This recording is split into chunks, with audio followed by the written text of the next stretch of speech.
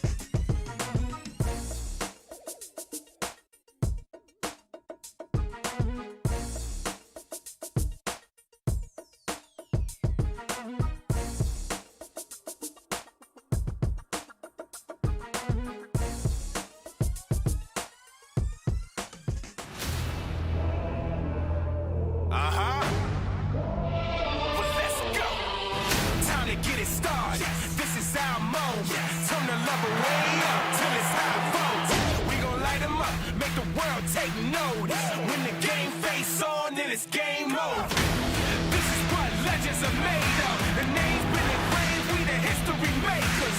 Put the work down, now our banners are raised up. Right now, you're dealing with a force of nature.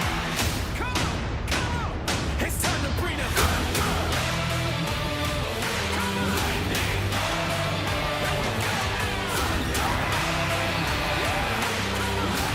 Let's go.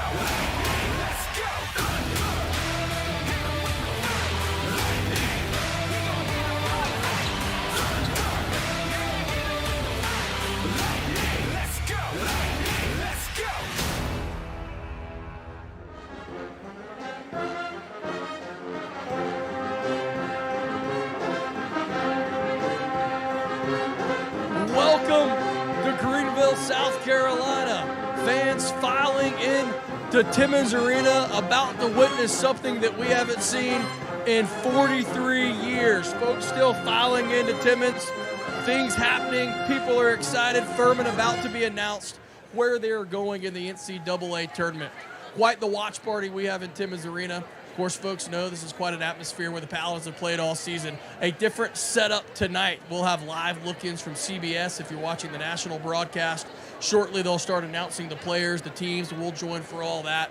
Coach Bob Ritchie and his team kind of recapped what they've done throughout the day-to-day. They had a kind of a team family meal about 2:30 or 3 o'clock where the players, their families, the support staff, those close to the program, all ate across campus together. A cool moment where Jason Donnelly got up and where Coach Bob Ritchie got up and spoke and really talked about what it meant and everybody to come together and prepare for this moment and say, hey, you're about to have the eyes of the nation on you and what to look like and what to expect and how they represent Furman, and really culminating what's been a heck of a week since started last Saturday. Furman beating Mercer in the quarterfinals of the Southern Conference Tournament, having a 20-point lead against Western Carolina, seeing that lead go all the way down to a deficit, winning in overtime, and as we know, Monday night, the Paladins knocking off Chattanooga for their first Southern Conference Tournament title since 1980 to see where the Paladins will go. A lot of projections out there. Nobody knows. They don't announce it until it's live on CBS, so you'll hear speculation, but not even the team, not even the coaches, athletic staff don't know. A lot of projections out there has Furman as a 13 or 14 seed, potentially playing the ACC champion Duke Blue Devils. A lot of that to be uncovered here. It all starts shortly with the programming here in Timmons. We will have the selection show at 6 o'clock, see the team's reaction, and then followed by the press conference. And you'll hear Coach Ritchie and some key players' reaction after their location is announced. Just to kind of set the scene here behind me, you're going to have the team sitting to my left. They're all in the front. You kind of have immediate friends and family behind them, and then the general public filling the stands. I mean, you had probably about 200-300 folks waiting when the doors opened to file in, and now about the entire far side is filled up as the Paladins and the watch party get to figure it out where Furman will go in the NCAA tournament. You're going to hear from all the players. They're going to get introduced. Athletic Director Jason Donnelly is going to speak. President Elizabeth Davis is going to speak. And finally, after Furman is introduced and their location is announced, there'll be a brief pause. Head coach Bob Ritchie will address the crowd. And then finally, after that, we'll have the press conference. So it's about 5 minutes until they start announcing what will happen and things. Anna Catherine English, the head cheerleading coach, getting the crowd in place. They have Southern Conference merchandise for sale on the far side. You can feel some of the excitement. A great crowd, the cheerleaders, the dance team. A big thank you to the North Greenville band who is filling in for the Paladin band who's on an overseas trip here. But we'll let the camera panel in here as the cheerleaders throw out the T-shirts. Some of the excitement starting to build. The Southern Conference trophy is here. Fans getting their picture taken with the Southern Conference trophy. So all things starting to build, and we'll see where Furman ends up in the 2023 NCAA tournament. Some projections have us in Greensboro. Some projections have us in Orlando. Some projections have us in Albany, New York. In about 30 minutes' time, all that will come to a head, and we will find out where the Paladins are going dancing for the first time in 43 years. Here you can see a little bit of the action behind me. We have cheerleaders, we got friends and family, we have everybody coming to a place as the team gets set to get introduced here in about 2 to 3 minutes. Again, recapping how the Paladins got here. Regular season co-champions with Samford. Furman winning the regular season finale in Birmingham to knock off the Samford Bulldogs. That got Furman a tie of the regular season title. From there, that got Furman the #1 seed in the Southern Conference Tournament. They played the winner in that first game between Mercer and the Citadel. It was the Mercer Bears winning. Furman handedly won that game against Mercer, although a close game at the half for that game in the quarterfinals. Furman got some nerves out, ended up winning that game handily. We mentioned the semifinals, a big game, the Western Carolina Catamounts. It was a Sunday 4 o'clock tip. Furman raced out to a 20-point lead, had a 20-point lead in the second half. The Paladins saw that lead slip away late. Western Carolina went up 2. That was Mike Bothwell hitting 2 big free throws, and then Furman getting a big stop at the end of regulation. That got Furman into overtime, where Furman was eventually able to knock off Western Carolina, and that set up a rematch of last year's championship between the Paladins and the Chattanooga Mocs. Of course, Furman fans know all too well the heartbreak of 2022. Furman went up 2 in overtime. The near half-court shot by Chattanooga's David Jean-Baptiste broke the heart of Paladin Nation, and Coach Ritchie saying, through adversity comes promise. And his team then, in the rematch, got up a big lead in that first half. Furman went up nearly 20 points in that first half against Chattanooga. Close game in the half. It got cut to 1 in the second half. Furman never relinquished the lead. 2 big threes by Marcus Foster. 1 from the left corner, 1 from the right corner sealed the deal. Furman ended up winning that game by about 10 points and going on to win the Southern Conference Tournament for the first time since 1980. A lot of national publicity has been on this Paladin team over the last week, as you can imagine. For those that missed it, Coach Bob Ritchie graduate Mike Bothwell were on CBS Sports yesterday, right before the Big Ten semifinals. The Paladins head coach and the Paladins senior guard were interviewed on CBS, a great representation of the school. There's been national radio, there's been national TV coverage. Tonight, here inside Timmons Arena at this watch party, if you watch the live broadcast of the selection show, again, that's 6 o'clock on CBS, you will see CBS has cameras set up here. They will be doing live shots of the Furman watch party. They will be doing live reactions, how this team reacts to where they go dancing for the first time in 43 years. All that and more happening tonight, so stay tuned. We hope you'll stay throughout our programming, and then again, you can watch the selection show live on CBS. Keep us up. We will have live reaction of Furman head coach Bob Ritchie immediately after his team gets announced on where they're going. The team will go back to the locker room, and then head coach Bob Ritchie and some key players will then go to the media room where Dan Scott will be hosting a press conference that will be streamed live so everybody can get full reaction. Furman will either travel on Tuesday or Wednesday, depending on where they get selected. If Furman is put on a Thursday-Saturday regional location, they will play on that Thursday, time to be announced. The NCAA will announce game times later tonight, so don't expect game times right when the teams are announced. Around 9:30, 10:30 tonight, you will see game times come out. But if Furman plays on a Thursday-Saturday regional, this team will travel on Tuesday. If they play on a Friday-Sunday regional, the team will travel on Wednesday, with the practice day being Thursday. For those that are traveling with the team or wish to follow the Paladins in the NCAA tournament, you can get tickets through regional resellers. Of course, the Paladin Club has limited allotments. You'll be contacted through Furman if you are to get tickets through Furman. But there is an open practice day before the regional play. So if Furman is to play Thursday, on Wednesday in the city that the Paladins go to play, it is an open practice for each team, about an hour long, where everybody can go get launched and all that. If Furman plays on a Friday, the open practice would be on that Thursday for about an hour. Times will come out. The team practices. It's open to the public. The press is there and things like that. So all that and more, we will find out where the Paladins get announced shortly after the 6 o'clock p.m. Keep it for your scrapbooks, whatever you want to do. We are going to join the PA system here shortly. You see the cheerleaders, the dance team lined up, all that and more about to come. Here's, again, we mentioned the team meal, then they got bused back here behind for those that know Timmons, behind the Wicked Weed Brewery section. That's going to be to the right of the screen. They will be introduced shortly, kind of from the Herring VIP suite corner. They will come again, take their seats in the front.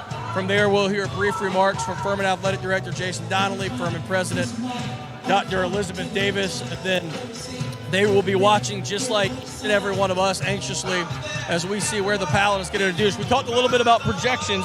Again, they're all projections. If you look at CBS's Jerry Palm, ESPN's Joe Lunardi, all that and more has Furman playing the Duke Blue Devils, whether in Orlando or Greensboro. We will see if that comes to fruition. But as it now, we're getting a thumbs up. The programming here at the Furman Watch Party coming live, and we'll join the PA system as your Paladins, your 2023 Southern Conference champions, get introduced live. Welcome to a very special evening. It is Selection Sunday, and your Dims are dancing.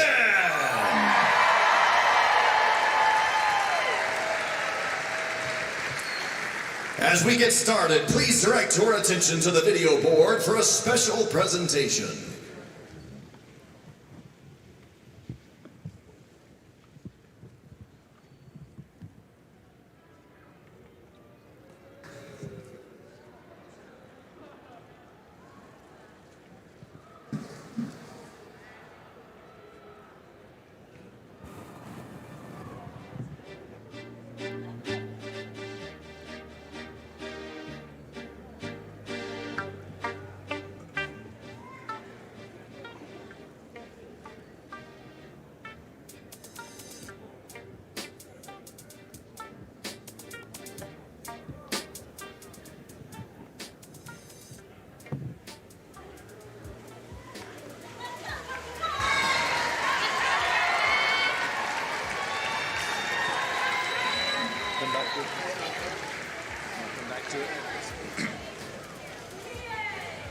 We'll come back to that.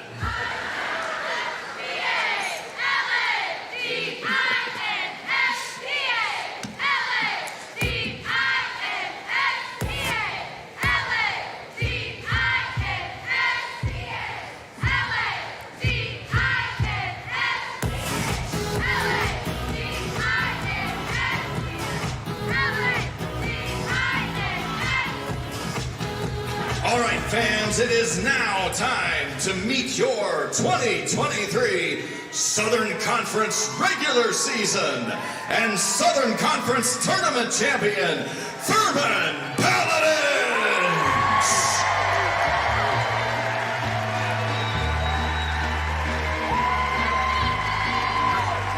First up, your video and analytics coordinator, Jordan Lyons!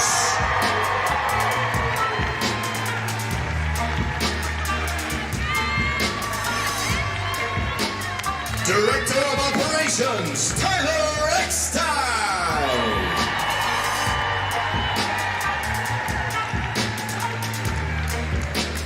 Assistant to the head coach, Darren Angel.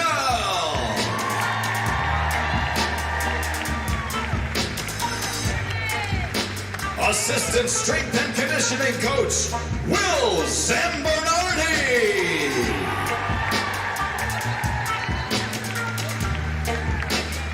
Strength and conditioning coach, Matt Aldred.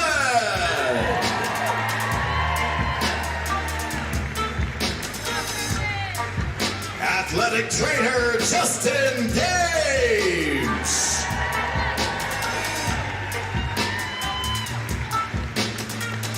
Assistant coach, Chad Warner.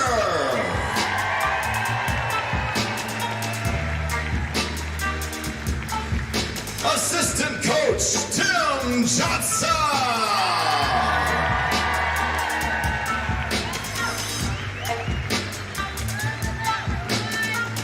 Associate head coach, Jeremy Grove.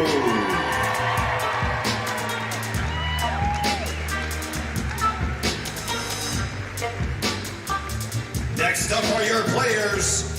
A freshman forward, number 2, Davis Mulder.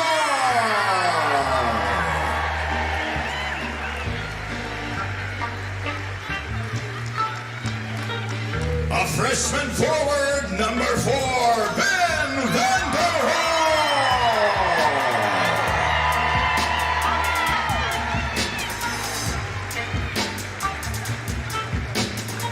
Sophomore guard, number 11, Carter Witt.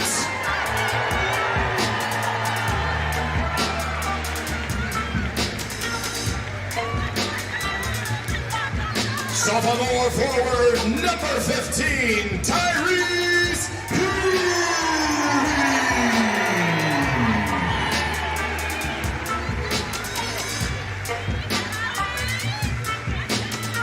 Sophomore forward, number 24, Alex Williams.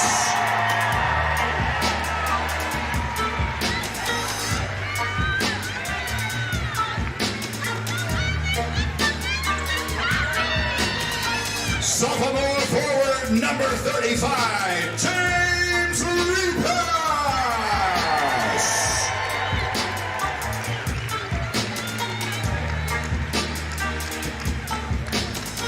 Sophomore guard and tournament most outstanding player, number 1, J.P. Parkins.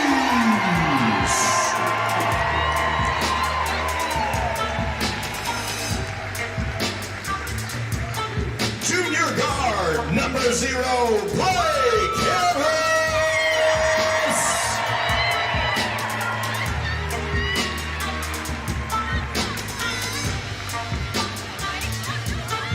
Junior forward, number 12, Johnny Lawrence.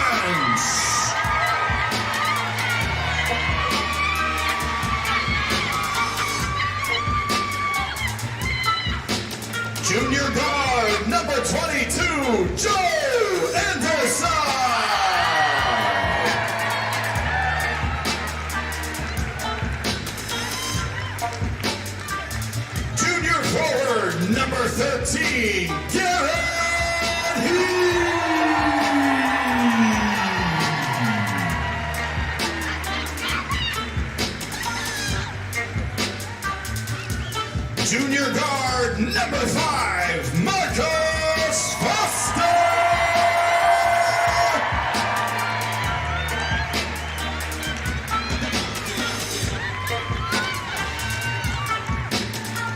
Senior guard number 14, Rhett Lister.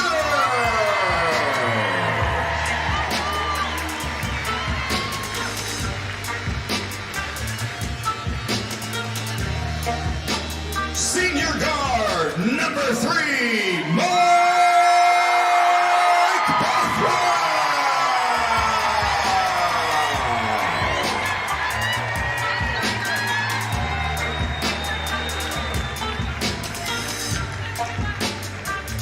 Senior forward number 20, Jalen Rosa.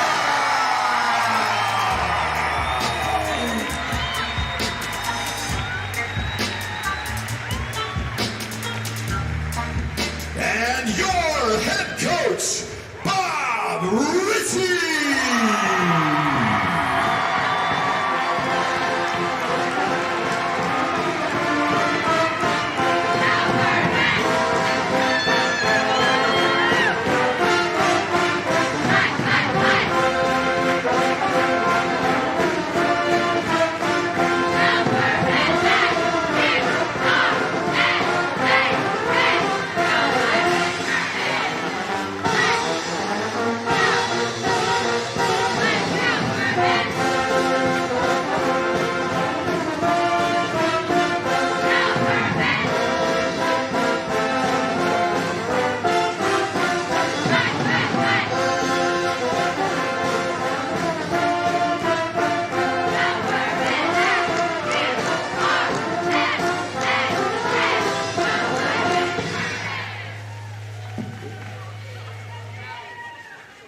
How we doing, everybody? How about a big hand for Cal Hurst doing it all season long for us? Furman alum, thank you, Cal. It's great to see everyone.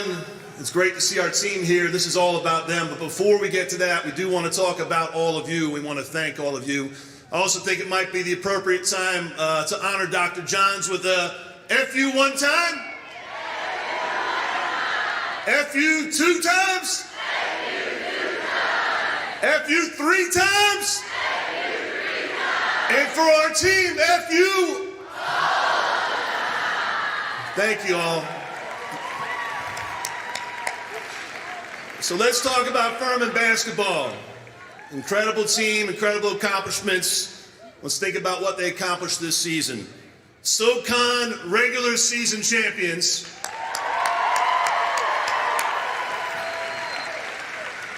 SoCon tournament champions. 27 wins and counting, new school record. First NCAA tournament appearance since 1980. And most importantly, the reason why we're here, truly outstanding young men, leaders, great representatives of Furman University on and off the court. Let's give it up for Furman basketball.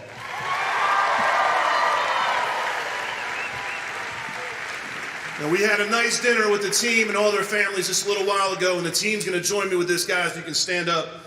And we recognize that the success, and we're going to look that way, it really takes all of you to make this happen. We want to be here to thank all of you. So,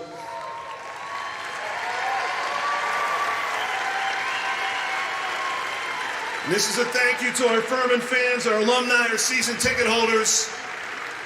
We would like anyone that's been supporting Furman since 1980 and further back, please stand up. You've waited 43 years, let's go.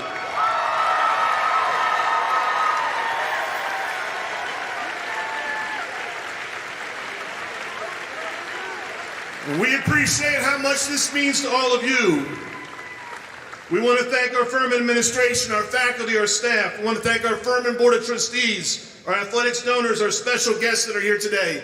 We also want to thank and recognize all of the wonderful Furman basketball alumni that have returned to be a part of it. Just a moment ago, also Jerry Smith, his jersey's retired up here. Let's give it up for the Furman basketball alumni for setting this tradition.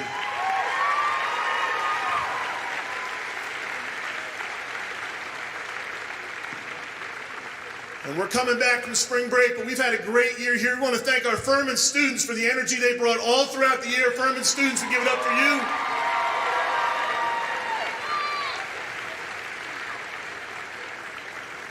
And we want to thank the amazing fans that traveled to Asheville to join us for the Southern Conference Championship. Thank you.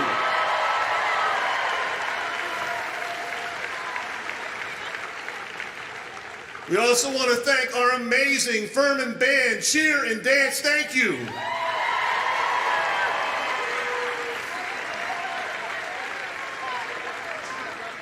And we've had a chance to thank them already, but our athletic staff, our coaches staff, our coaching staff, our families of our players, just a big thanks for the people that make this happen and the families that support them. Thank you very much.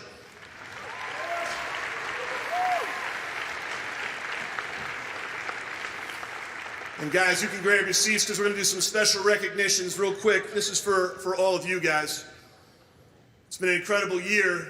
And as we get started, I want to thank a couple of people individually that deserve to be recognized. First, I want to recognize our senior class for what they've done. We want to thank one senior in particular before we get to others. I want to give a big hand to our senior walk-on. Is the heart and soul of this program. Has done everything that we can ask of him. He's been a great leader and contributor. Rhett Lister. Rhett, please stand up, Rhett.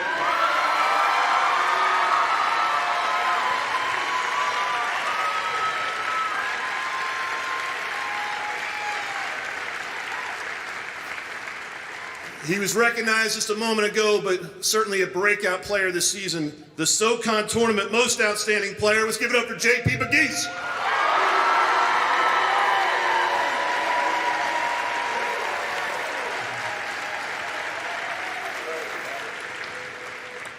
And we want to celebrate the vision, the voice, the person that really makes it all come together, his commitment, his dedication, his growth. A tremendous leader. You may have seen him yesterday on CBS National TV representing Furman University. Let's give it up for number 3, also con Mike Bothwell.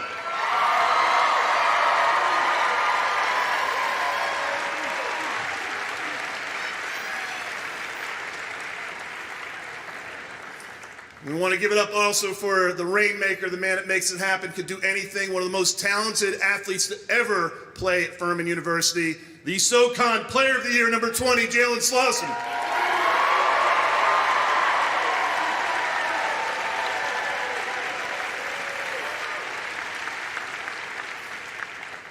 And all, we've enjoyed a great year, and it's been great success. And the SoCon got a lot of things right, but they got one thing wrong. This team, preseason number 1, regular season number 1, tournament champions number 1. So to me, the SoCon Coach of the Year, Bob Ritchie.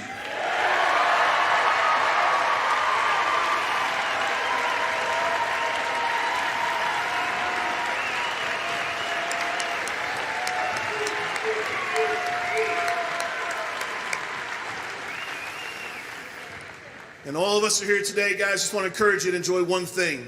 I learned this from my mentor. Celebrate the precious present. We're all here today as a Furman family. We're all here united. We're all here together. This team talks about being all in. They talk about being better together. They have lived this journey, and there's more to come. And what makes it exciting, we don't know where we're going, we don't know what we're doing, but we know that we're playing. We know that we're competing, and we know that we're doing it together. So I encourage you all to enjoy tonight. Enjoy this journey. Let's keep this dance going for as long as we can, and let's celebrate this great team. It's my distinct honor to invite our president, Elizabeth Davis, to the podium.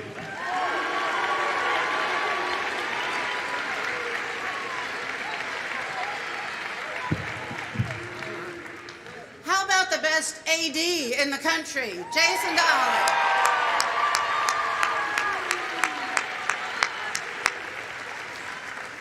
To the team, to the basketball operation, you believed and you got it done. And you brought us together to give us so much joy, so much energy, a real commitment of feeling the family. I have been unabashedly vocal that basketball is what it takes to elevate the profile of Furman University, and that is happening right now.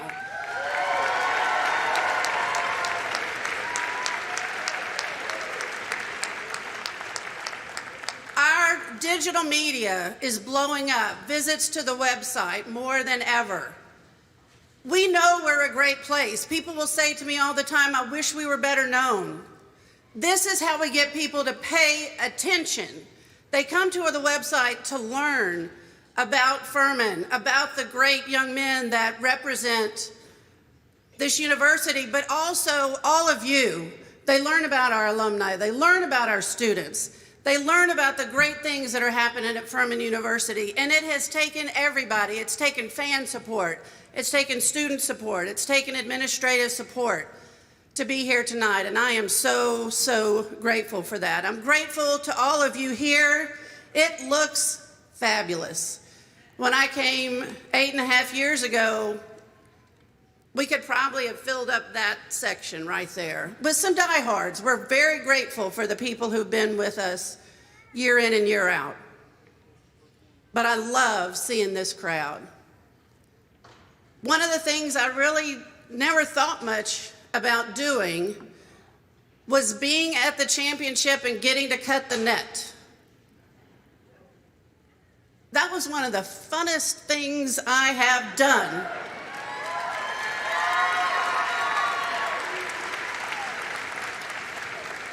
And I decided after that, I'm just going to own what the students call me.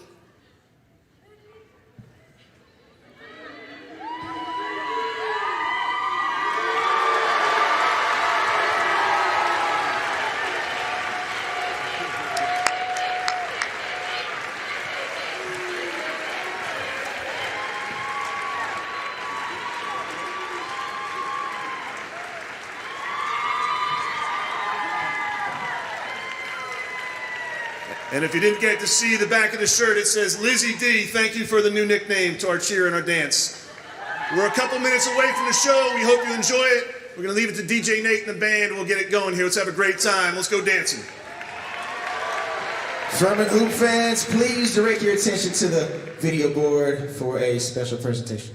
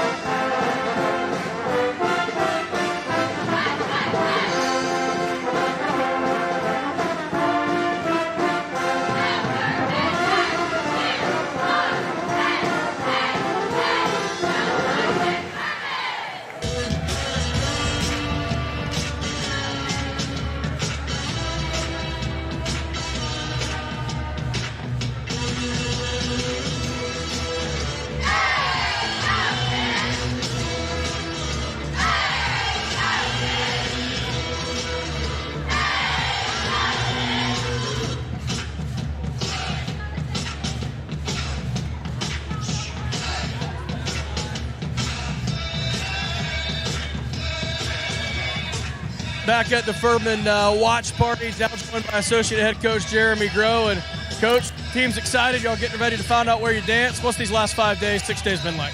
It's been surreal. You know, obviously this past year has been really, really difficult. And to be able to respond the way we have has been incredible to see our guys come together and do this. It's been awesome. I know you can't say where you want to go, who do you want to play, but have you been looking at projections? Are you going to throw something out there for us, or are you just excited to see? It's hard not to look, but at the end of the day, we're just excited to be here, and we'll find out here in a few minutes who we're going to play, and we'll get to work, and we'll be excited to play. All right, thanks, Coach. Enjoy it. Hey, go get Jalen for us. Send him over here. Sounds good. That's Associate Head Coach Jeremy Groh, a big part of what's happening. You have different players walking around, getting ready. Jalen Slauson's walking over, your Southern Conference Player of the Year. Here's Jalen Slauson. Jalen here, everybody watching here on the watch party. You got the net around your neck. What's the last 5-6 days been like?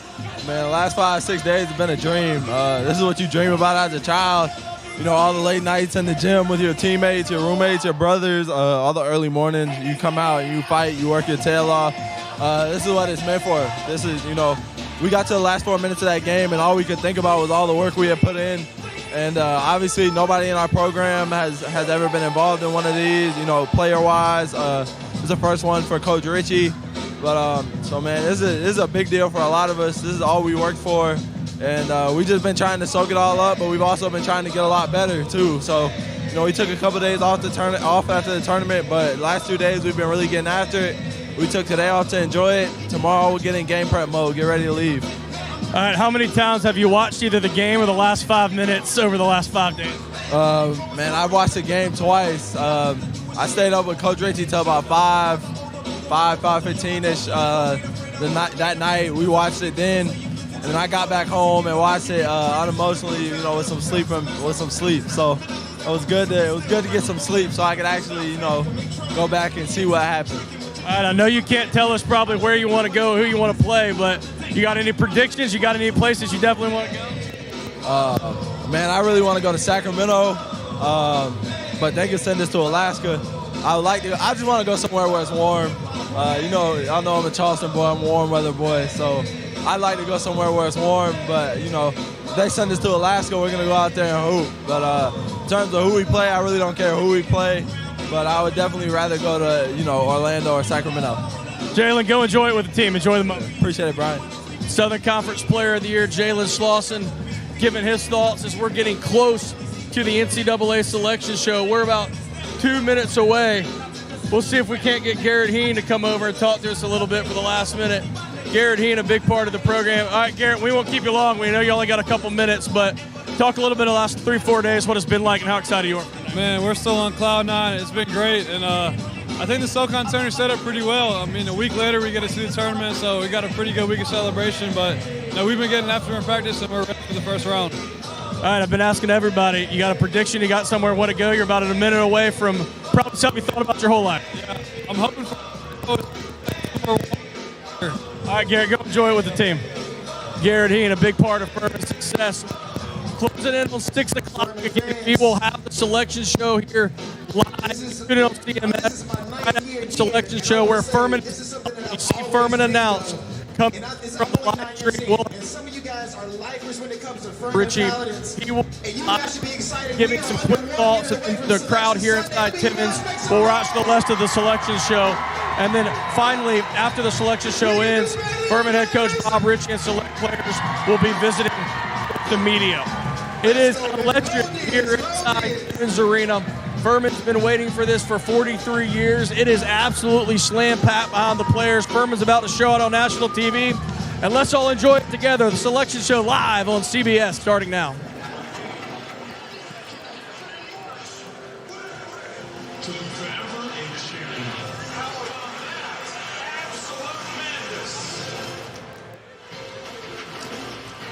In 22 days, one team will hoist this coveted trophy.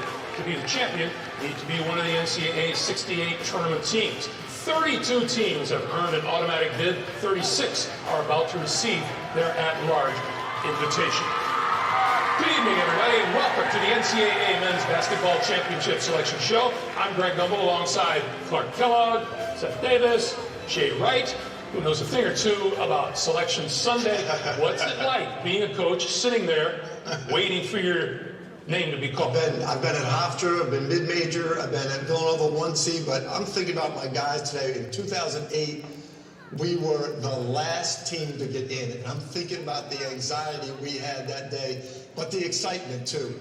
And everybody that's thinking that way right now, we're with you, enjoy it, we're gonna get to it fast. Yeah? No, excited. I just like to see the matchups. You know how I feel. I've been watching games since October. We've obviously culminated with the Big Ten Championship. Now it's time to see where these teams that have earned the right to play in the best national tournament in the country are going to land and who they're going to match up. It has been a wild and woolly season in college basketball. The tournament's going to be awesome as always. Mr. Gumbel, if you please, read the names. Without further delay, let's begin the reveal. Here are the tournament brackets from the NCAA and its corporate champion capital. One we begin in the South region where the overall number 1 seed is the Alabama Crimson Tide. For the first time in school history, they were the 1 seed in this NCAA tournament. 29 wins to set a school record. They sidestepped a situation involving criminal activity in which Brandon was associated. He was not charged. They are here as the number 1 overall seed, and they will be in first and second round games. Birmingham, Alabama on Thursday and Saturday.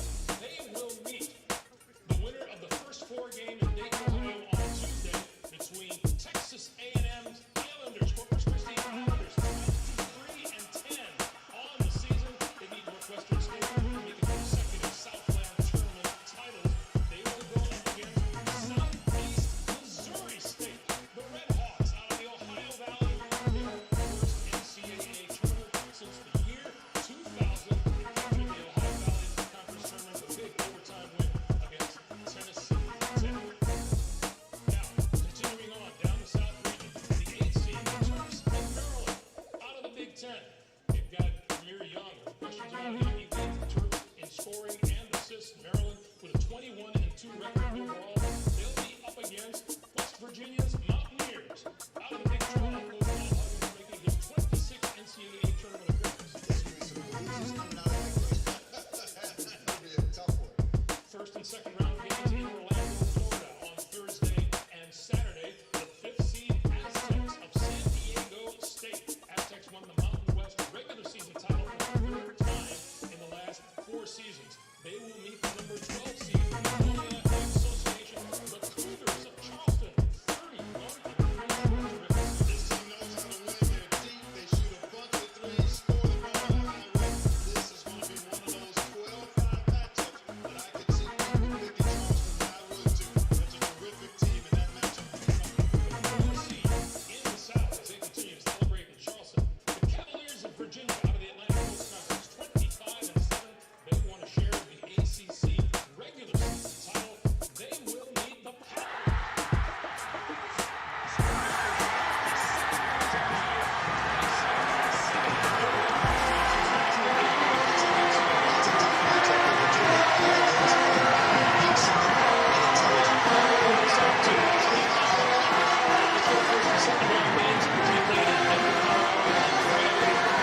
Sunday, out of the Big East, the 6th seed, the Creighton Blue Jays. Coached by Greg McDermott.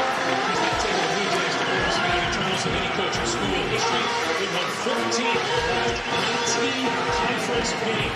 They will take on the 11th seed Hawkeye of North Carolina State, 17 out of the ACC. And that is a bubble team. North Carolina State checking in at number 11. Not even in the first one. I don't think might get left out. Maybe it bodes well for the ACC. We'll see. All right, the number 3 seed in the South, the Baylor Bears at 22-10. They finished tied for 3rd in a very, very tough Big 12, winning 11 games. They will meet the Gauchos at UC Santa Barbara, the Big West, last year's Big West regular season co-champ, and they won the Big West tournament title.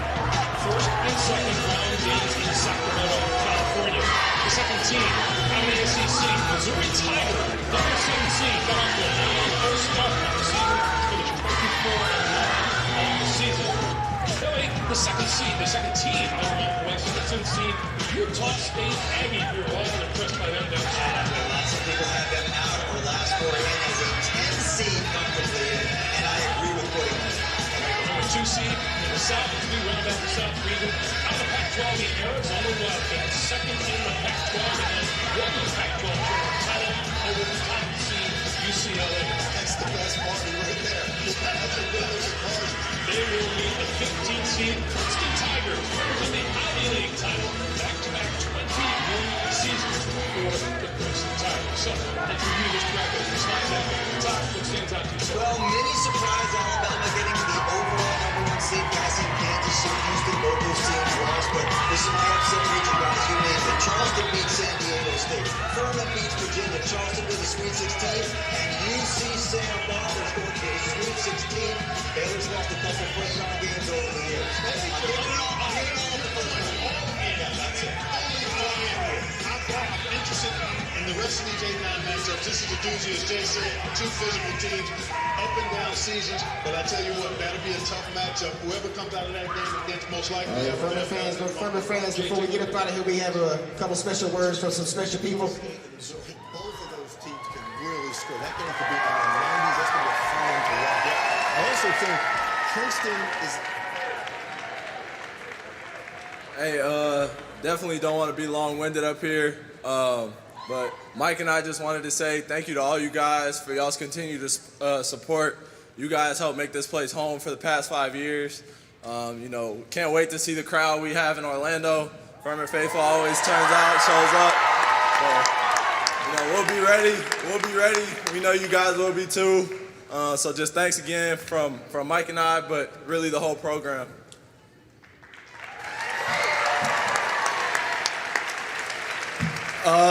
Like Jalen said, thank everyone for coming out, and all I gotta say is, Orlando, we coming, baby.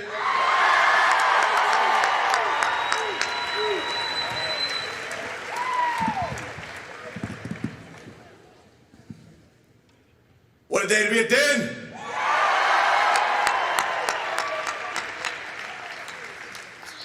A lot of people to thank, and first of all, our president, what an unbelievable speech tonight that she gave. Her vision of what this was going to be when she got here 8 years ago. Just want to give a big thanks to our president for believing in us and being a part of this on our journey with us.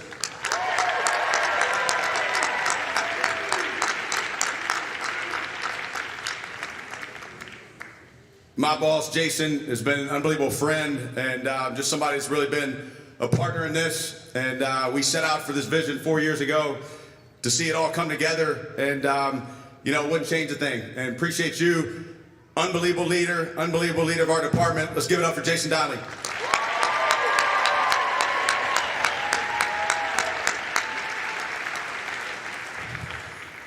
We've been working on this night for years, 43 of them to be exact, but there's been a lot of people here recently that have played in this program.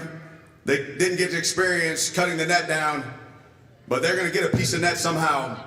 And this is a thank you to former players. This is your program, and there's a lot of people that have been in this progression with us. Jeff Beans is in the house tonight.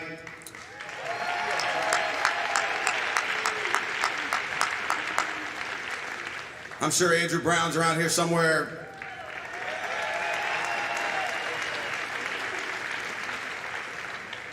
I know Paul Foster, I saw him in the house tonight.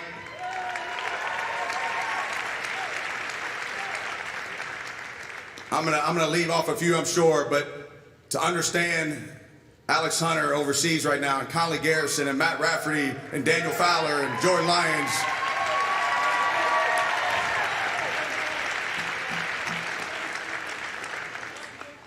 There's a lot of people that have been along this journey, and we just want to make sure we say a thanks to all of them as well. I told you in 2017, on April 7th to be exact, when I got the job, to dream big. This is the beginning, and I want us to keep dreaming big as a program. And I want us to understand that there's more that we can go do. And there's a lot of people for a long time that thought there was a curse here. But the curse is over. It begins celebration tonight. The Dens are going to Orlando. Let's go!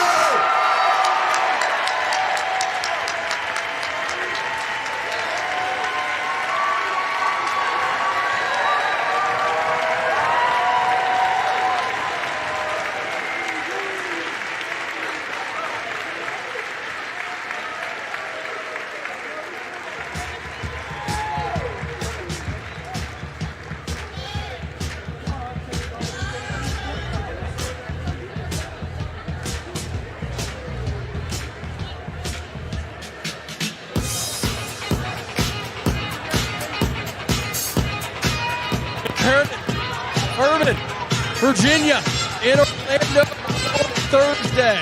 I'll tell you what, the moment you saw Furman and the Diamond F pop up here was incredible. Crowd erupted, the team erupted. I was watching head coach Bob Ritchie's reaction, and it was almost expressionless, and then you saw the Diamond F, and it went wild. Plenty more coverage to come. FurmanPaladins.com will have you there the whole way. We'll have a press conference tonight on this live stream shortly. Bob Ritchie, some players will be there, and all that and more. They're still watching some of the selection show that's still being unveiled behind us. All that and more. We will wrap up this live stream coverage now. However, stay tuned. Post-game press conference coming up next. Furman, for the first time since 1980, going to the NCAA tournament. It's the Furman Paladins and the Virginia Cavaliers Thursday. Stay tuned. The time will be announced later tonight. As you heard Coach Ritchie say, a great day to be a Den. So long, everybody from Greenville. Stay tuned for the press conference. And 12 on the year. They're the third team out of the SEC. Great 8-9 game. Iowa can get hot, and Auburn can defend. That's going to be a heck of a game. To first and second round games in Albany, New York on Friday.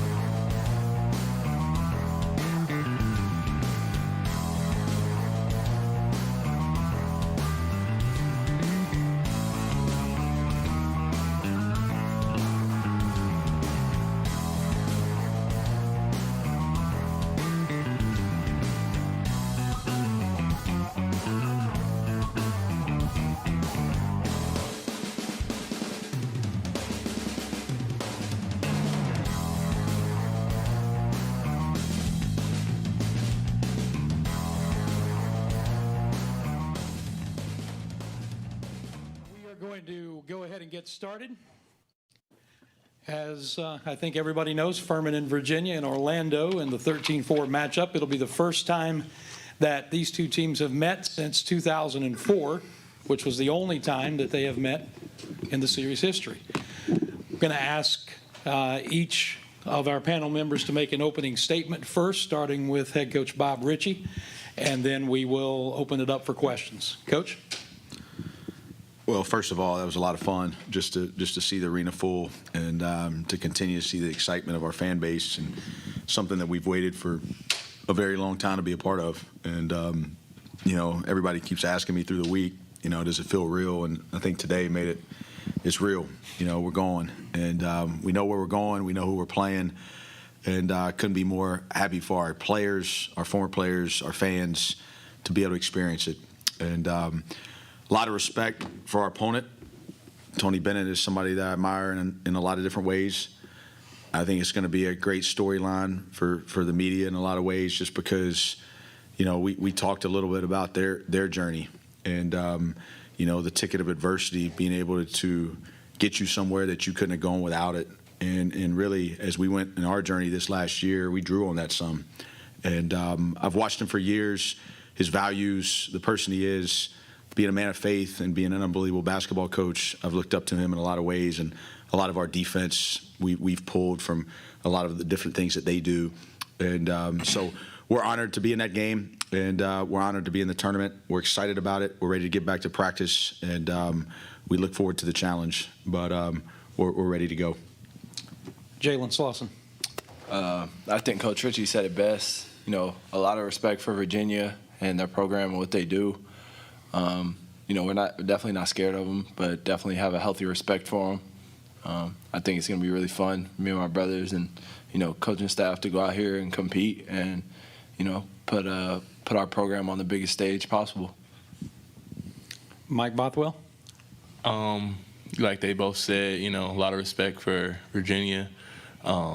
Just watching them throughout the years, you know, it's just one of the top programs in the country, and I think that's what makes this matchup really cool. You know, we strive to be one of the best programs, you know, culture, all those things that matter that, you know, a lot of teams are kind of drifting away from, but, you know, Virginia is one of the teams in the country that's still doing that big, so it's really cool that we kind of get to do that, but, you know, really looking forward to this game. I think the best part about it is, you know, I just get to play another game with these guys of mine that I've enjoyed this year with, and a lot of guys, these relationships have gone years and years on. So just really excited to get to, you know, study some more film, practice some more, go through another scout team, just all of that. It's just really excited to just play another game. JP Pegues.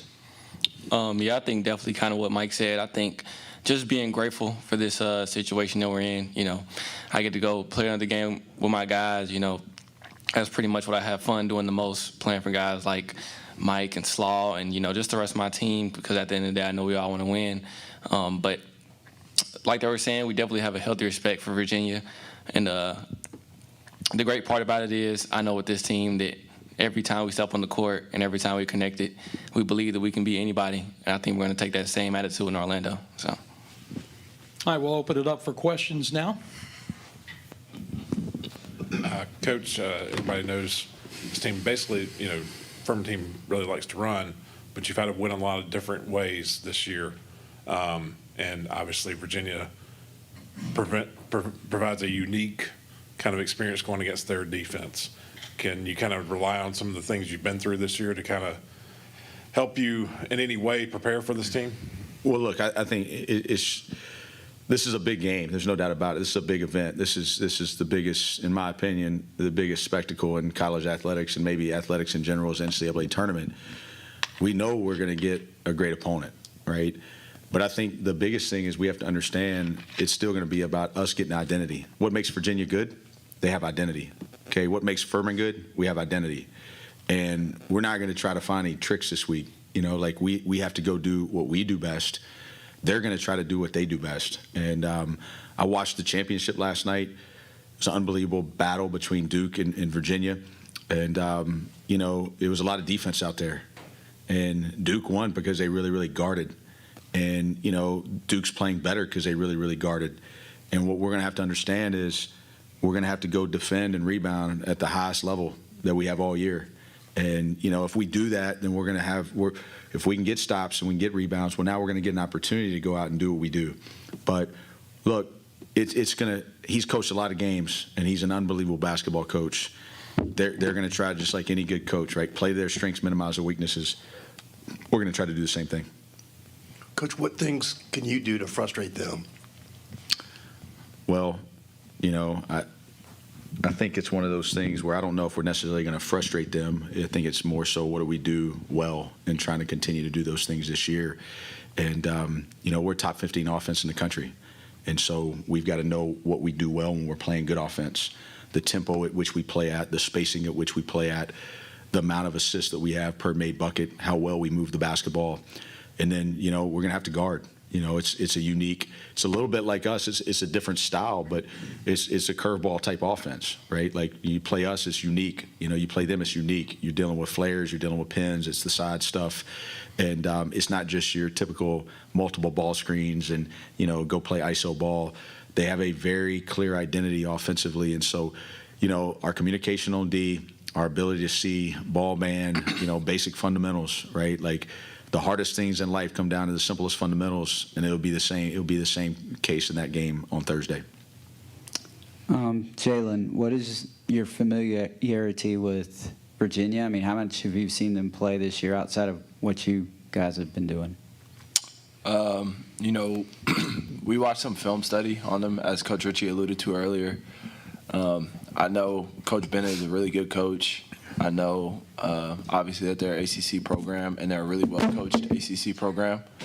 So, like they've been saying, they have an identity. They're a little bit abnormal for a high major aspect. But like we said, we'll probably focus on us tomorrow and get Furman better tomorrow, and then we'll really start worrying about Virginia on Tuesday. I'll just come over. That'll make it easier for everyone, and I won't break your microphone. For the guys, I'm sure over the last almost week, you've been dreaming of who you're going to draw, and I'm sure watching all of the projections and everything. What was that moment like to actually see your name pop up and see how does it change kind of this moment and making this a reality for this week ahead? Yeah, we've been waiting ever since, Monday night. Everyone's asking who you think going to play, where you think you're going to be at, all these different type of questions. And I think the coolest part about it was, one, how fast we came up on the selection. We didn't have to wait too long. But, for me at least, I saw Virginia's name come up as a 4, and seeing that 13 seed, and I was thinking to myself, could we go there? Because, a lot of people have been saying we really be a 14. So I think the coolest part for me was just seeing the respect that we got to be a 13. That kind of sounds weird, respect as a 13. But I feel like in some ways that's kind of a respect to, our program and what we've done this year, being a 13 seed, matching us up with a team against Virginia, at a city where, a lot of teams are going to be there. Duke is also in Orlando. Tennessee's in Orlando. So I feel like they're really trying to show something. And I just think it's like, I feel like there's more people believing in us than they might admit. But that's what I kind of thought of when I saw where we were. Any of the rest of you guys? Yeah, most definitely. Like I said, it's always been a dream of mine to play in a tournament like this. And honestly, it's just a dream come true. Seeing our name, I'm a little bit different from Mike. I kind of thought that we would be that 13 seed. I feel like that's what we deserve. That's what we work for. But to also, to his point, to see people give us that type of respect and understand that we are a team with that caliber, I feel like that's something that people don't really notice. But at the end of the day, I think it was good for us, and I'm just glad that we get this opportunity. You don't have to say anything if you don't want to, but. No, I think those two did a great job summing it up. I was a little bit closer to JP. I was thinking we were going to get that 13 seed. I just didn't know who we were going to be playing against. But definitely great to see, to be able to see it and feel that rush of excitement, seeing our name pop up on that screen. Mike, those who were in Timmons for the watch party tonight saw a video that was put together by the department here. And I don't know if the people who were in Asheville on Monday, because of all the celebration that was going on, caught what you did that was shown on that video. While everything is going on over here, you went to the spot of last year. And just talk about what you were doing, why you did that, and how all that plays into this moment. You know, I kind of said this on Mark Ryan's ESPN Upstate show. I had the screensaver of my phone was a picture of me and Alex Williams hugging and embracing, watching the confetti fall last year. And it's been a whole message, you know, turning pain into purpose. The shot was either going to be a stumbling block or a stepping stone, and I was determined ever since that day to make it a stepping stone. So, you know, JP had asked me, did I want the ball to throw up? I said, no, I know where I want to go. I wanted to go right to where I was laying out on the court, and I didn't care if one soul in that whole gym saw me. It was just for me. And I think that's just a testament of our life. I think that's the best story about this all. You know, we're all going to take this lesson many different ways into our different avenues and different types of adversity we're going to have in life. But for me, it was about going back to where I kind of got knocked down and being able to stand up this time and celebrate. So, yeah. Jalen, it felt like late in the regular season, maybe it was kind of a grind to get to Sanford. And then you got there and you got that chance, and you really maybe y'all were able to play a little bit more free. And then you kind of went through the same thing in Asheville, it seemed like, especially after that Western Carolina overtime and all that. And you got to Monday and you got that accomplished. And it seems like so much has been about accomplishing that. There's not really been the focus in the past few years on where you're going now. Do you think, in some kind of weird way, there'll be less pressure on you because there hasn't been this big focus on the NCAA tournament in terms of, like, how do you think you'll, and I know you'd be your first time, there's got to be a little bit of nerves, but do you think you might be able to play free just because you're finally there? You know, we talked about this the day after, you know, how if it was going to change from us being the hunted to us being the hunter. And, you know, Coach Ritchie told us he was going into this thing guns blazing. So we don't want to change our mentality. I think it's interesting to think about, though, like, yeah, could we, you know, does it alleviate some pressure off us? Like, I really don't think it will. I don't think we carried a bunch of baggage in. Do I think we played our best, you know, down the stretch? No. But I think when the lights are on, when we're on the biggest stage, we've performed well. And, you know, this is going to be bigger than any stage we've played on all year. So why change our mentality now, especially if we do well when the lights are brightest? Coach, what's the toughest thing about trying to get them to play at your pace? And it's going to be a little bit of contrast to styles, but how do you play at your pace? And I guess rebounding is going to get the ball started, right? Yeah, I mean, I think it all starts with us getting stops, and you know, the challenges that we're going to have to slow their offense down, and we're going to have to take that really, really serious. And then once the ball does go in the air, then we're going to have to board it. And you know, just like we have all year, doesn't matter who we play, we're going to try to play as fast as we can. And you know, on a make, we're going to try to get it out. On a miss, we're going to try to get it out, and we're going to try to run the floor. And you know, it's part of who we are. It's part of our makeup. And you know, I'm sure they're gonna try to shrink the game. And but look, it's going to be two teams that I've alluded to that they're going to try to play their identity as best they can. And fortunately, you know, is what Scott's alluding to a little bit. We have seen a lot of different styles here in the last month of the season, and I don't really buy into that. I think we've won 14 of our last 15. You know, the mission is to win a game, and there's no style points. They don't ask you how or how many. They just ask you like how many did you win by, right? Oh, well, that means it's a half a win. No, it's did you win the game, right? And so what's kind of been lost in this is like we won all those games, and everybody, I mean, we won the quarterfinals by double figures, I believe, and we were up 20 in the semis. So I don't think this team played tight at all. I think that Western Carolina was in a desperate situation. All of a sudden, we had about 3 fan bases pulling against us. The place got really, really loud. And you know what? What did this team do? They found a way to win, right? That's what they did. And that's what this team's about, right? It's the most wins in school history, right? And so, look, we're gonna prepare this week like we have all year. We're gonna try to normalize this as best we can. We're not gonna change up a practice format. We're gonna go work on the things that we've got to do well. It's business 101, right? Like if you're gonna be competitive, you have to know what you're good at, and then you've got to be able to go out there and you got to be able to showcase that. And you know, we're excited about the opportunity. I'm sitting here, I'm thinking about JP's recruitment, and it takes me back to being in my car and in my driveway, and we had a school negative recruiting against us that they had been to the tournament and we hadn't, and we had to convince him that we were going to go, and that school hadn't been back since they told him that we didn't go, but he's going.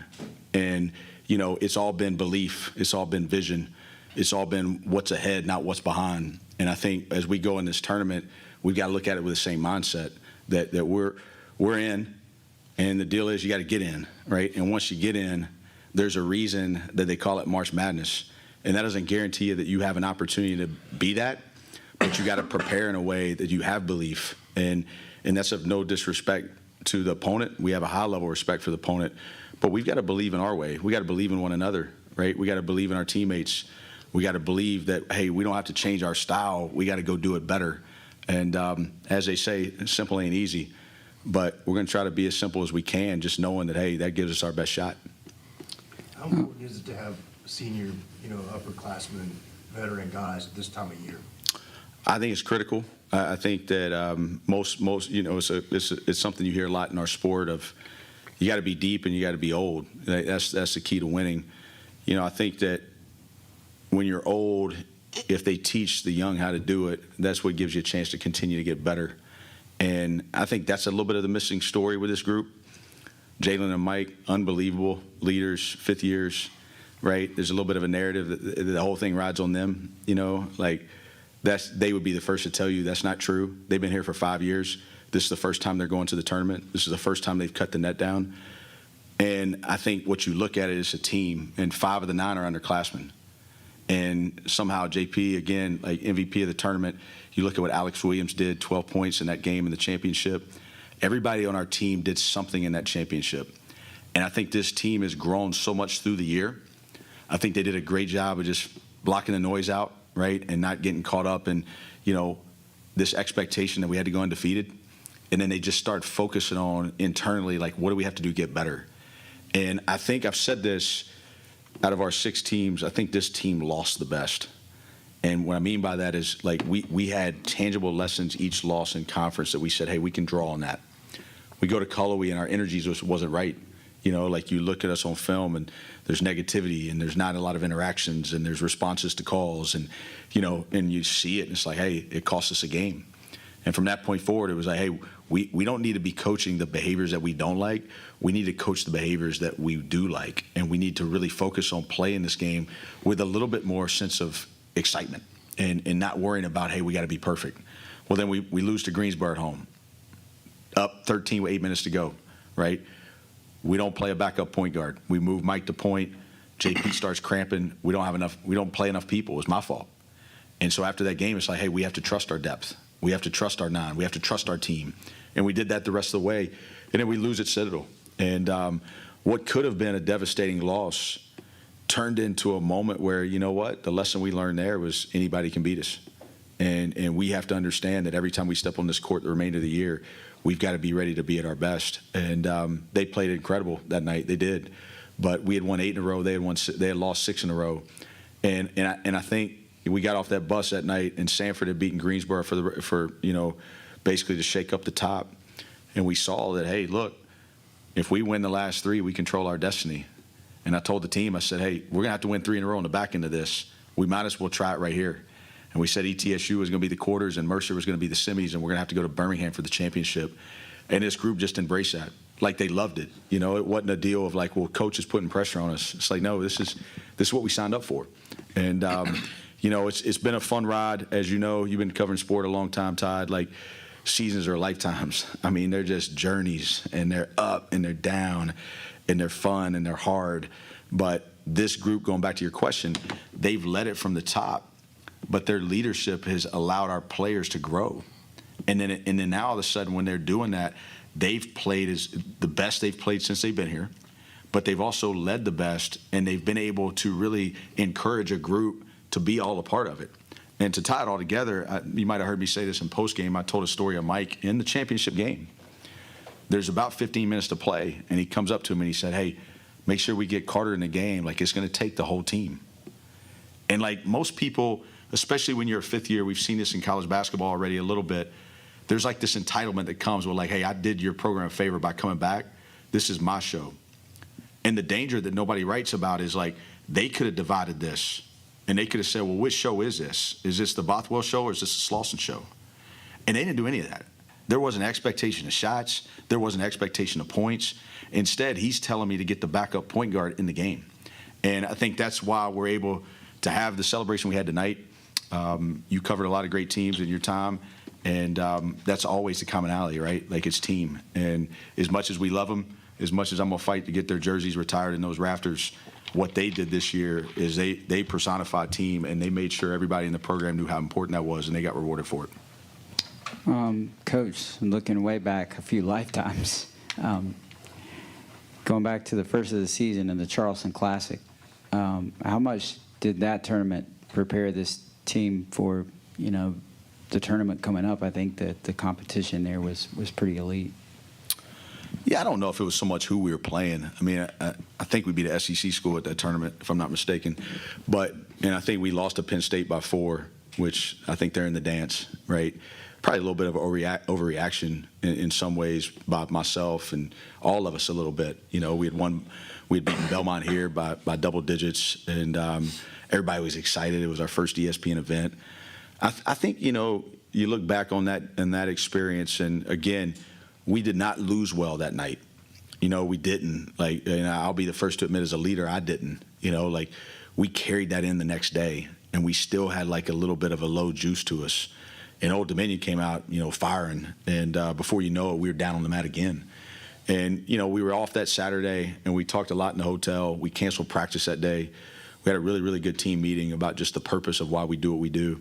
And we went out Sunday, and I thought we played with tremendous joy. And I think we won by 19 on it versus South Carolina. And it was one of those moments of just, hey, you know, challenging event. Would have loved to go differently.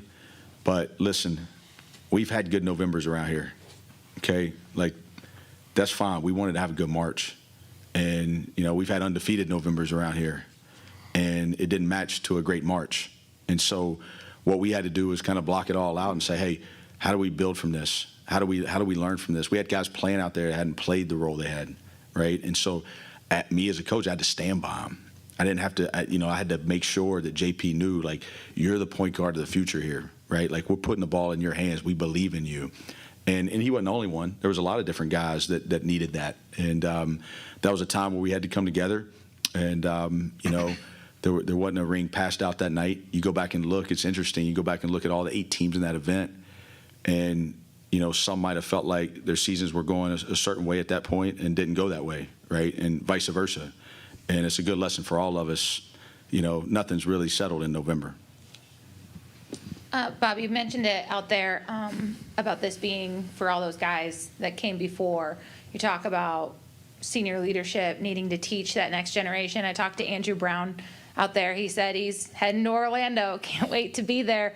When you talk about the guys that helped make this moment possible, what does that mean to you? What do those guys, how often are they in your head and your heart as you do this?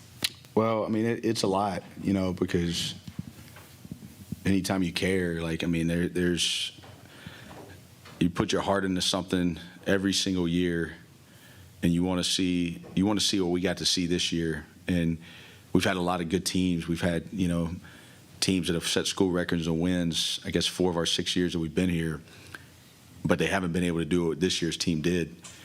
But I believe in my heart that they were a part of it, and I was texting guys overseas and waking them up probably, and Clay Mounts and Alex Hunter and Conley Garrison and Matt Rafferty and Andrew and Daniel. And I mean, even the emotion of Jordan, I've been giving him a hard time. That picture's been going around. I'm crying with my wife and my son, and Jordan's like grabbing my arm. He can't detach. And I think it's just a symbol of our program that there's a lot of people who put family on a T-shirt, but this is a true family. And it is a whole program, and that's the vision. That's what we started this. That like when we started this journey, there wasn't a lot of Greenville presence. There wasn't a lot of former player presence in Greenville. There wasn't a lot of people wanting to stick around to work in Greenville to still be a part of this program.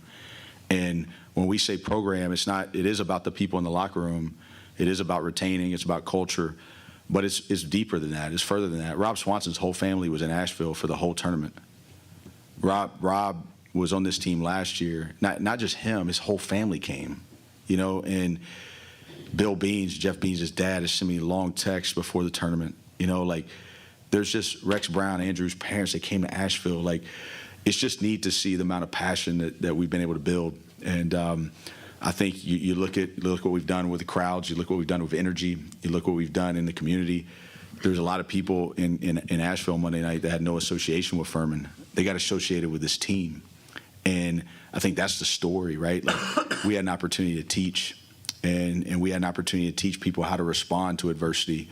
And, I saw something the other day that I shared in our team dinner today, that one of the best lessons in this, we all saw what happened last year. And there were some people, the people that aren't pulling for you, take joy in that. The people that are, you got to figure out how to regroup, and it's adversity. But I saw something recently. It said adversity awakens. It awakens a longing, a desire. It awakens what you stand for, and it awakens what you're willing to fight for. And what we got to experience this year, our whole program, we chose to awake, right? We chose to say, hey, look, this is an adverse situation, but we're going to rise above this. And I think it did. It gave us, what do we want to fight for, right? What do we want to be about? And, a lot of times in life, people think adversity is like a crusher, that we've got to detour it, and we got to get around it, and we got to avoid it, and we got to try to see it. When we see it, we got to look for comfort. But what we were able to experience as a team that I think we'll draw on for the rest of our lives is sometimes it's necessary, and you don't necessarily like it when you're going through it, but it can awaken you to something that you would have never been able to experience without it. I just follow up to that really quick. As a coach, you try and teach these guys these things. You say a lot of things, and you wonder how much gets through, how much flows right through. When you were in that locker room preaching, we're building a family, that this is, when you were starting out that dream, to see those guys get it and their families get it, what's it like to have that payoff, to be able to see it here tangible today for you, that they were listening and they got it and they feel it? Well, as we know in this business, there's sacrifice required just from a time element. There's things you miss. There's events that I'm not able to be at. I miss some of my son's games. I miss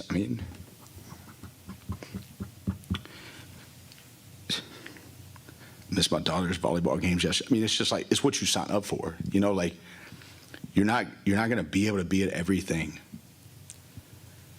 but you got to know there's purpose in it. You got to know, the last thing you want to do is look at your family when you're done doing this and say, man, I know I missed certain things, but there was no value in it, and this is part of my family. These guys mean the world to me, and I think I try to show that to them every single day, and I think I try to show them that I was in this with them, and every single day, knowing my time commitment to what we have to do to build people, that it is a lot, but as long as there's purpose in it and you can see true impact, then you can justify it, right? You can feel like, hey, you know what? Yeah, I'm spending a lot of my life doing something, but it does matter. And it's something where, to be honest with you, the adversity of all this last year, I had to come to grips with that. We put it in my office, every single day when I walk in, to build something that matters.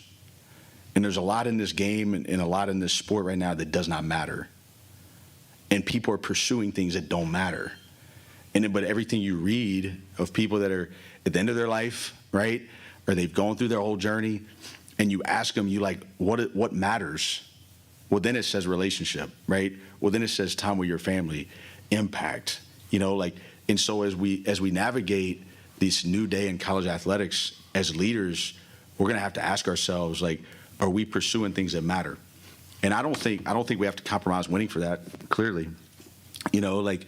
We've won more this year than they ever have in the history of the school. This is by objective data, the greatest team ever in Furman history. And I think that the coolest part about that is it's even the other teams that have been in the NCAA tournament, this winning percentage is higher. And the neat thing about that is we had guys here that sacrificed because they wanted to be a part of something that mattered, and they didn't want to be superficial, right? And just chase, hey, what am I going to get in this for me? And I think when they get interviewed, if SoCon John's still around to interview them when they're old and done, they're going to tell you this is one of the most impactful moments of their life, and like nobody's ever going to be able to take it away from them. And I know I'm a little bit long-winded with the answer of it, but all these people matter. And our whole goal in this and what wakes us up every day is, can we impact one more? Can we build this program one more and just continue? I still believe this is a gold mine here. I really do. I've always said that. But Greenville, the education, the institution, the campus, and now what we're able to do, you look at what facilities are going and how this movement's going. I mean, it's an unbelievable opportunity that we're fortunate enough to be a part of. We need to kind of get into wrap-up mode. Are there any other pressing questions we need to get to? Of course, Scott Keeler has one. I talked to Jalen. I know he's excited about going where it's warm, but I wanted to ask Mike, and I also wanted to ask, Greensboro was a possibility, and I'm sure y'all would have loved to gone anywhere, but to get to go somewhere different than you go every year, and I know you were probably pulling for Columbus, but because it's home, sort of, but just the whole chance to go play somewhere new. Can you kind of speak to that? Yeah, I think that showed a lot of our team's excitement too. A lot of us been talking in our circles, and Orlando was a name that kept popping up of a place that we really wanted a chance to go. So yeah, I think it's going to be really exciting. If I'm not mistaken, we're going to play in the NBA arena, where the Magic play. So another childhood dream fulfilled, another dream come true. That's going to be when we walk in and shoot around. That's the type of stuff I'm looking forward to. I'm looking forward to walk around the city. I'm looking forward to our shoot around. I'm looking forward to all the pageantry that leads up to the game, and then obviously the game too. But we're just going to relish in every moment. It's stuff that not guaranteed, not promised, and it's going to be super fun. And I'm just glad I get to do it with, like Coach said, all of us together. I know all our family, coaches' families will be there. Our family will be there. It's just stuff that we'll remember forever, so that's the best part. What we'll do is we'll ask Coach and these guys to hang around just for a few minutes. If you have any one-on-one questions you want to ask them quickly before we wrap it up. But Coach Bob Ritchie, Jalen Slauson, JP Pegues, Mike Bothwell, thank you. Congratulations. And again, it is Thursday, time to be determined, in Orlando against number 4 seed Virginia. Let's go, Dens. Thank you.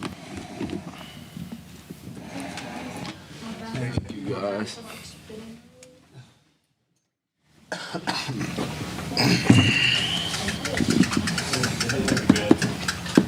Thank you. Right now. Okay, thank you so much. I really appreciate it. Yes, sir. It happens.